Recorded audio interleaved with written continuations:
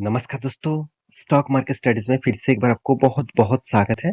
तो आज यहाँ पे मैं डिस्कशन करूँगा कि जो टेलीकॉम इंडस्ट्रीज है, उनमें से राज देखा जाए तो 2 ही कंपनी कर रहे हैं, भारती एयरटेल और रिलायंस जियो। वोडाफोन का तो हालत लगातार खराब होते जा रहा है। तो बीएसएनएल और एमटीएनएल दोनों कंपनी एक साथ मार्च हो चुके हैं, मतलब मार्च होने के अनाउंसमेंट कर चुके हैं। अभी तक फाइनली मार्च नहीं हुआ है। तो देखा जाए तो टेलीकॉम रेगुलेटरी जो है, ट्राई जो है, उन्होंने एक बहुत बड़ा अनाउंसमेंट किया, जिसके चलते हुए टेलीकॉम सेक्टर में जो डिओपोली जो बिजनेस अभी कर रहे हैं, जैसे एयरटेल और जियो ने, इसको इस चेंज को ब्रेक करने के लिए, इस चेंज को रोकने के लिए ट्राई ने एक नया मतलब रिपोर्ट पब्लिश किया। तो वो रिपोर्ट आपको यहाँ पे दिखाऊंगा, जिसके चलते हुए स्टॉक के ऊपर थोड़ा सा कंट्रोल रहेगा और उस हिसाब से स्टॉक के ऊपर थोड़ा सा प्रेशर भी रहेगा। तो सब कुछ मैं यहाँ पे डिस्कशन करूंगा, तो वीडियो को लास्ट तक देखिएगा। और अभी तक चैनल को सब्सक्राइब नहीं किया तो जरूर कर लेना, इस तरीके से इन्फॉर्मेशन पाने के लिए। तो मैं दिग्गज वेबसाइट द इकोनॉमिक टाइम्स के ऊपर आ चुका हूँ। यहाँ पे आप जाकर देख सकते हैं एयरटेल एंड जियो। यहाँ पे देख सकते हैं broadband plan under try scan, sorry, try scanner. इसका मतलब आप सभी जानते हैं, एयरटेल का भी ब्रॉडबैंड कनेक्शन है, रिलायंस जियो का भी ब्रॉडबैंड कनेक्शन है। देखिए, टेलीकॉम के साथ साथ इस दोनों कंपनी ब्रॉडबैंड कनेक्शन के ऊपर भी बहुत पहले से ही काम करना स्टार्ट कर दिए और मार्केट को अच्छी तरीके से कैप्चर किया रिलायंस ने। देखिए, एयरटेल ने भी किया। तो उस हिसाब से अगर इस दोनों कंपनी मार्केट में बिजनेस टोटली बड़ा किए और बाकी कंपनी का हालत खराब हो जाएगा, तो इसलिए ट्राई ने क्या किया, एक स्कैनर यहाँ पे सामने लेके आए। तो वो क्या है, चलो मैं आपको समझाता हूँ। यहाँ पे देख सकते हैं द टेलीकॉम रेगुलेटरी अथॉरिटी। देखिए, जैसे बैंक का अथॉरिटी कौन है, आरबीआई है, तो उस तरीके से टेलीकॉम सेक्टर भी अथॉरिटी होता है। देखिए, कोई भी अगर अथॉरिटी नहीं होगा तो कोई भी कंपनी आकर मार्केट में कुछ भी कर सकते हैं। उसको लग रहा है कि मुझे अभी प्राइस बढ़ाना है तो बढ़ा बढ़ा देंगे, प्राइस घटाना है तो घटा देंगे, प्रोडक्ट के चेंजिंग करेंगे तो कभी भी कर सकते हैं। तो इसके लिए आपको कोई भी रेगुलेटरी फॉर्म होना जरूरी है। तो यहाँ पे देखा जाए तो ट्राई जो है, वो एक टेलीकॉम सेक्टर का सबसे बड़ा रेगुलेटरी फॉर्म है। तो ट्राई के अंदर ही सारे टेलीकॉम सेक्टर चलते हैं, चाहे वो बीएसएनएल हो, चाहे वो एमटीएनएल हो, चाहे वो वोडा हो, चाहे वो एयरटेल हो, चाहे वो रिलायंस जियो हो। हर किसी को ट्राई के रूल रेगुलेशन को मान के चलना पड़ेगा।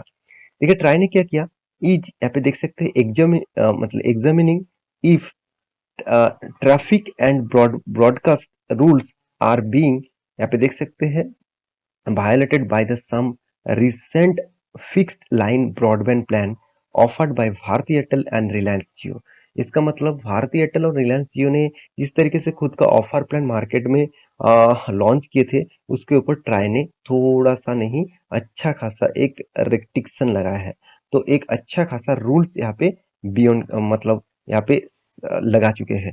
तो जिसके चलते हुए एयरटेल और रिलायंस के ऊपर थोड़ा सा प्रेशर रहेगा, क्योंकि आप सभी जानते हैं रिलायंस के जियो फाइबर ये मार्केट में अच्छी तरीके से एक अच्छा खासा लेवल क्रिएट कर रहा है, एक अच्छा खासा मार्केट को रेगुलेट कर रहा है और अच्छा खासा कस्टमर एक्वायर भी कर रहा है। और एयरटेल भी पीछे नहीं है, एयरटेल भी बहुत तेजी से ग्रोथ कर रहे हैं। हाँ, जियो को टक्कर नहीं दे पा रहा है, जियो नंबर वन है, हो चुके हैं, और जिस तरीके से काम कर रहे हैं वो नंबर वन रहेंगे। इस तरीके से कुछ सिनेरियो देखने को मिल रहा है। तो एयरटेल और रिलायंस अभी दोनों ही टक्कर ले रहा है और उस हिसाब से दोनों डिओपोली बिजनेस कर रहे हैं। और डिओपोली बिजनेस क्या होते हैं, आप अगर नहीं जानते तो मेरे शॉर्ट वीडियो सेक्शन में जाइए, डिओपोली सर्च करेंगे तो आपको डिटेल्स में एक वीडियो मिलेगा। तो मैं यहाँ पे इस तरीके से चीज क्यों दिखा रहा हूँ, क्योंकि देखिए, भारतीय एयरटेल में पिछले दिन में कुछ खास परफॉर्मेंस नहीं हुआ, थोड़ा सा करेक्शन देखने को मिला है। क्योंकि करेक्शन इसीलिए हुआ क्योंकि स्टॉक के ऊपर प्रेशर बना, इस न्यूज के चलते हुए स्टॉक के ऊपर एक थोड़ा सा प्रेशर क्रिएट हुआ, तो जिसके चलते स्टॉक के ऊपर एक अच्छा खासा करेक्शन भी देखने को मिला। तो रही बात इस न्यूज के चलते क्या स्टॉक के ऊपर लगातार लगातार गिरावट होगा, ऐसे बिल्कुल भी नहीं।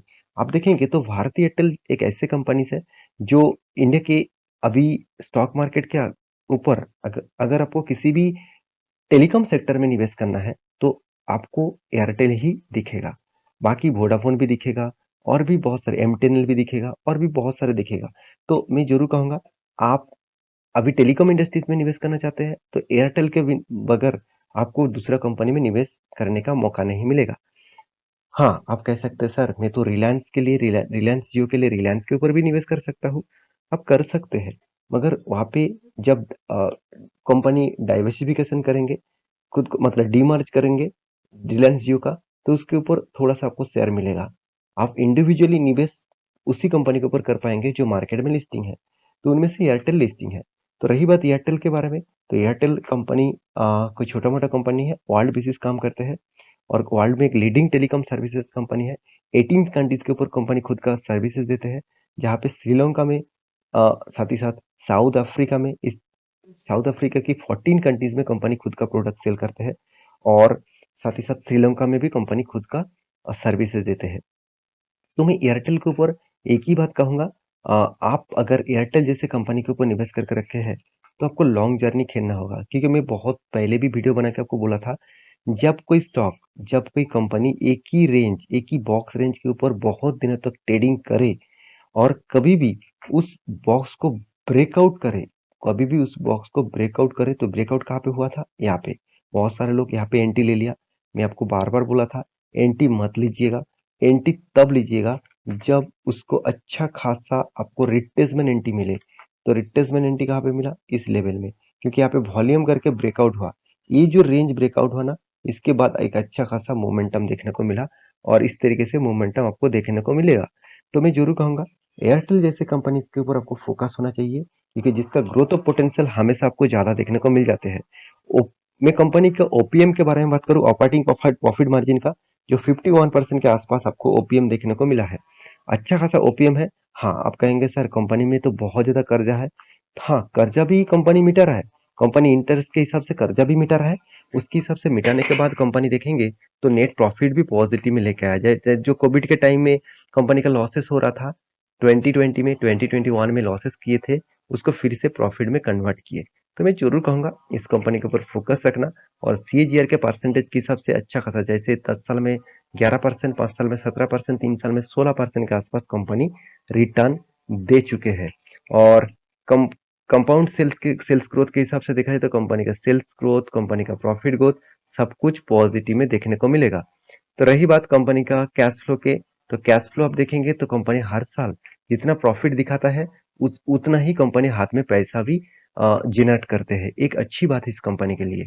इसलिए देखिए इंस्टीट्यूशन भी इस कंपनी के ऊपर पहले से टिके हुए हैं, आज भी टिके हैं, बाद में भी रहेंगे। तो ये था कंपनी का डिटेल्स। और रही बात रिलायंस के, तो रिलायंस इंडस्ट्रीज के बारे में यहाँ पे डिस्कशन नहीं करूंगा क्योंकि रिलायंस का जियो अलग मतलब स्टॉक मार्केट में लिस्टिंग नहीं है।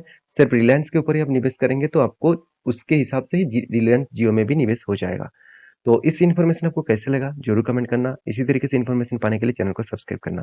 मिलते हैं नेक्स्ट वीडियो में, तब तक के लिए अच्छे से रहिए, अपने ख्याल रखिए, बाय बाय।